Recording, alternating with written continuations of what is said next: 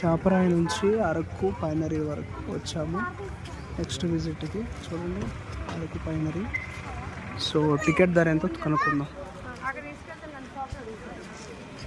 Ticket counter ఇక్కడ ఉంది. So ఇక్కడికి వెళ్ళేసి సో కాస్ట్లు ఎన్ని ఉన్నాయో చూద్దాం.